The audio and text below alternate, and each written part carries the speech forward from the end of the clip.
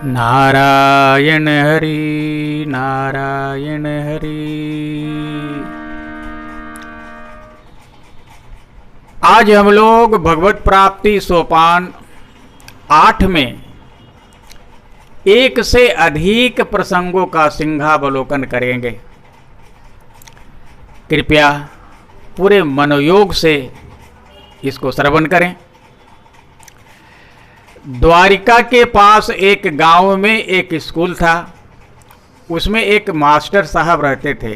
इनका नियम था प्रति पूर्णिमा और अमावस्या को द्वारिकाधीश भगवान का दर्शन करना। एक बार आप दर्शन करने के लिए गए और इसी बीच इंस्पेक्टर ऑफ स्कूल्स, जो बड़े अधिकारी होते हैं, स्कूल का निरीक्षण करने के लिए पहुंच गए। भगवान को चिंता हुई और उस मास्टर के रूप में भगवान उस स्कूल में उपस्थित हुए। उस इंस्पेक्टर के साथ पूरे स्कूल का निरीक्षण कराया। इनके आवभगत से वो इंस्पेक्टर बहुत प्रभावित हुआ।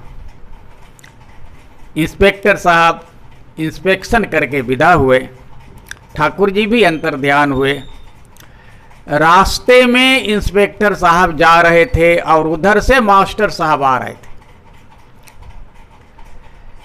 इंस्पेक्टर ने पूछा, आप यहां कैसे?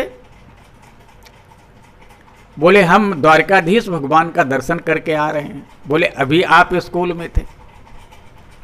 बोले, नहीं। वो कहें हाँ, ये कहें ना। तो अंत में मास्टर ने कहा कि स्कूल में जिस मास्टर को आपने देखा है, वास्तव में वो मैं नहीं था, वो स्वयं द्वारकाधीश थे। आप पर भगवान की बहुत बड़ी कृपा हुई है और अब हमें नौकरी करने की इच्छा नहीं है, इसलिए मैं इस्तीफा देता हूँ। वो मास्टर फिर लौट करके घर भी नहीं गए। द्वारिका में जीवन पर्यंत रह करके भगवान के अभय चरण कमलों में उन्होंने पूरा जीवन बिताया। गंगा और जमुना के संगम पर एक गांव में जसु स्वामी नाम के एक संत सेवी कृषक रहते थे, भक्त रहते थे, ऐसा कहना ज़्यादा उचित है। खेती करके संतों की सेवा करते थे। खेती के लिए एक जोड़ी बैल था। चोरों ने उन दोनों बैलों को चुरा लिया और ठाकुर जी ने उसी समय वैसे ही 2 बैल प्रकट कर दिए। जसु स्वामी को पता नहीं चला। 1 साल उसी बैल से खेती करते रह गए। बाद में चोरों को पता चला तो दोनों बैल ला करके दिए। तब ये आश्रम के दोनों बैल अंतर ध्यान हुए।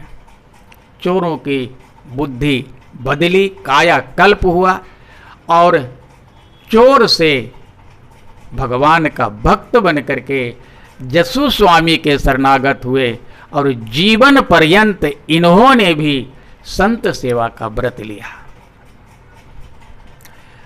अल्ल जी महाराज, जो अनंतानंद जी के शिष्य हैं और अनंतानंद जी साक्षात भगवान स्वामी श्री रामानंदाचार्य के शिष्य हैं, ऐसे अल्ल जी महाराज संतों की बहुत बड़ी मंडली लेकर के हमेशा विचरण करते थे।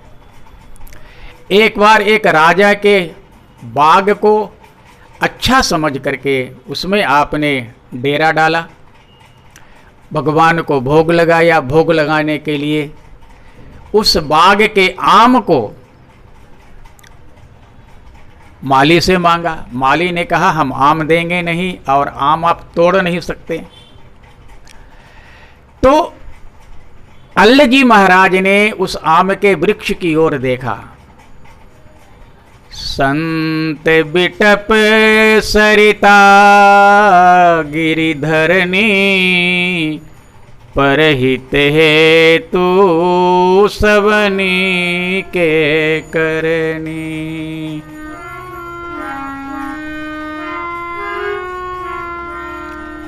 अल्ल जी महाराज कहते हैं, हे तरुवर, आप दूसरों के हित के लिए जीवन धारण करते हैं।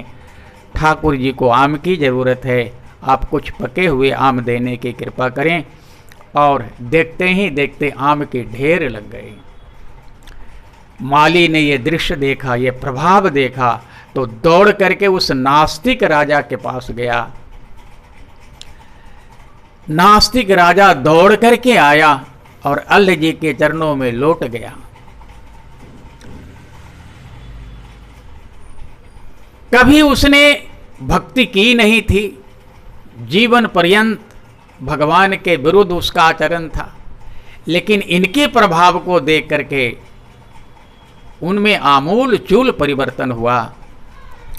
अल्ल जी महाराज के शरणागत हुए, उनसे दीक्षा लिए, कंठी माला लिया और पूरी प्रजा को अल्ल जी के शरणागत कर दिया। पूरे राज्य में राम राज्य स्थापित हो गया।